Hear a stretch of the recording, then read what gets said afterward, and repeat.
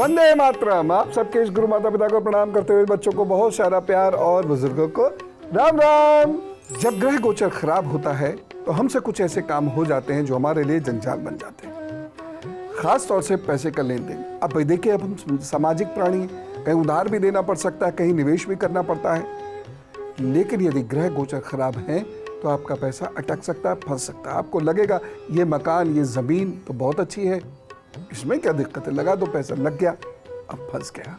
या फिर ये तो अपना ही है, इसे कैसे मना करें, जब ये पैसा मांग रहा है तो पैसा दे दिया तो गया।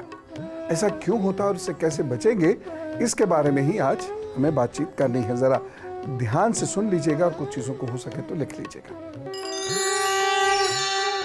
जब धन भाव और शनि कमजोर हो, राहु या नीच के चंद्रमा का असर बहुत ज्यादा प्रभावित कर रहा हो, तो कोई आपका धन लेकर भाग जाता है। आप किसी को बहुत विश्वास से धन तो देते हैं, पर वह आपका विश्वास तोड़ते हुए उस धन को लेकर गायब हो जाता है। और आजकल कितना हो रहा है, अपने घर के लोग वह आपका धन लेके चले जाते हैं। जिन लोगों को आप नौकरी देते हैं, काम देते हैं, वह आपको धोखा दे जाते हैं।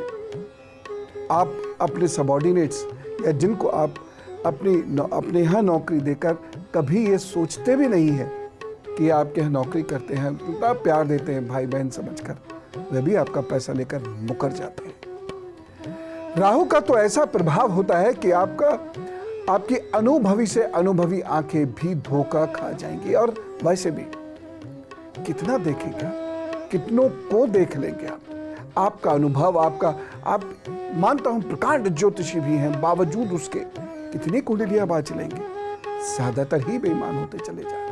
ऐसे में आपको उपाय करने चाहिए कि बुरे लोग जल्द से जल्द आपकी टीम से निकले और अच्छे लोग जल्द से जल्द आपके साथ आए, तभी आपकी तरक्की होगी और शांति भी आपको मिलेगी। राहु के प्रभाव से तो कोई अपना बिल्कुल खास अपना बेवफा हो जाता है। ऐसे भाई बहन, पति पत्नी, यहां तक कि आपके अपने माता पिता भी आपके धन को ठिकाने लगा देते हैं। आपने उन्हें धन दिया किसी कार्य के लिए, उनका वह कार्य डूब गया, अब आपका धन भी डूब गया। फर्ज तो यही बनता था कि उनका धन डूबा है तो ये वह जाने, लेकिन वह आपका तो धन दे नहीं देंगे। वो तो मौज में रहे, अपने गलत डिसीजन की सजा आपको भुगतवा दी, क्योंकि राहु आपका खराब है। अब मैं आपको आपके हाथ पर कुछ लक्षण बताता हूं, फिर आप जान जाएंगे पैसा फंसेगा कि नहीं फंसेगा। यदि यहां से इस तरीके से लाइन टूटकर यहां पर रुक गई है, तो इसका मतलब तय मानिए कि आपका धन कहीं रुकेगा, कहीं फंसेगा, कहीं अटकेगा। यदि ये आपकी लाइफ लाइन है, ये भाग्य रेखा इस तरीके से कहीं कट रही है और यहाँ पर कट रही है, तो ये हुआ 36, और यहाँ पे अगर ये छोटी सी कट रही है तो मान लीजिए 45, ये मान लीजिए 60। अगर इस तरीके से ये कई जगह बट गई है तो भी ये मान लीजिए कि लोगों की वजह से आपके धन की हानि होगी, धन का नुकसान होगा।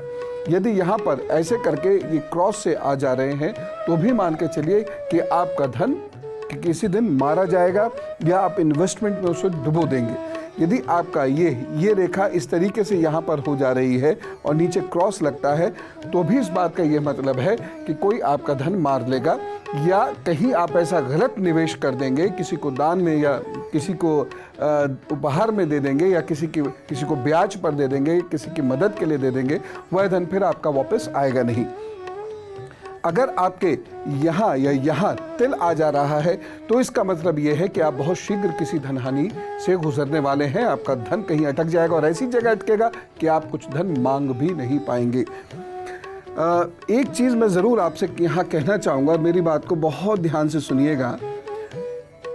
यहाँ पर कभी कभी एक रेखा इस तरीके से हो जाती है। ऐसे लोगों के, ये बहुत बारीक होगी, ऐसे गौर से देखेंगे तभी दिखेगी। अगर आपके हाथ में ऐसी रेखा है और आपके पास किसी का धन है, तो आप ही फोन कर करके या जब भी आप मिले तो उसे याद दिलाते रहिएगा कि आपका धन मेरे पास है, किसी कारणवश दे नहीं पा रहा हूँ या दे नहीं पा रही हूँ, लेकिन ये बात तय है कि जैसे ही वह चीज़ मेरी परेशानियाँ ख़त्म होंगी, वो आपको आपका धन लौटा दूंगी या लौटा दूंगा। और देखिएगा इसके बहुत सकारात्मक परिणाम आएंगे। अन्यथा आपके पास किसी की धन संपत्ति या कोई भी कीमती चीज़ है और आपके हाथ पर ये रेखा है, आपने वो वापस नहीं की, तो ये समझ लीजिए कि आपका वंश ही नहीं, पीढ़ी दर पीढ़ी धन की कमी और रोग से जूझते रह जाएंगे, ठीक नहीं हो पाएंगी। तो परेशानी अपनी जगह है, लेकिन हमारे विद्वानों ने, मनीषियों ने जो हमारे को उपाय दिए हैं वो अपनी जगह है। उपाय नोट कीजिए, उपाय कीजिए। प्रभु ने चाहा तो रुका फंसा पैसा आपका जरूर वापस मिलेगा। आप छोटा सा शनि का यंत्र बनाकर स्वयं धारण कर सकते हैं। जिन लोगों का पैसा भूमि में फंस गया है या मकान में फंस गया है, वह मंगल यंत्र धारण कर सकते हैं मंगलवार को। मैं आपको एक बहुत अच्छा उपाय बताता हूं। यदि आपके घर वालों की वजह से, रिश्तेदारों या मित्रों की वजह से आपका पैसा कहीं उलझ गया है, फंस गया है, उन्हें आपने उधार दे दिया है, वो वापस नहीं आ रहा है, तो क्या कीजिए, ह्रीं क्लीं चामुंडाय विच्चे वा दुर्गे दुर्गे रक्षुणी स्वाहा के मंत्र से हर अष्टमी को यज्ञ करना शुरू कर दीजिएगा। कब आएगा प्रभु जाने, आएगा निश्चित रूप से। एक और विशेष उपाय मैं आपको बताता हूँ। मंगलवार को सरसों या चमेली के तेल की अखंड ज्योत जरूर जलाइएगा। 5 बार ऐसा करिए, आपका रुका हुआ या फंसा हुआ पैसा वापस आने के रास्ते तो एटलीस्ट खुलना शुरू हो जाएंगे। और अब वक्त है गुरु मंत्र का। एक चीज का ध्यान रखिएगा, कोई कितना भी करीब क्यों ना हो, रिश्ते में धन कभी मत लाइए। धन दे तो पूरी तरह कार्यवाही करके, जांच पड़ताल करके ही धन दीजिएगा। कागज पे बहुत पक्के रहिएगा।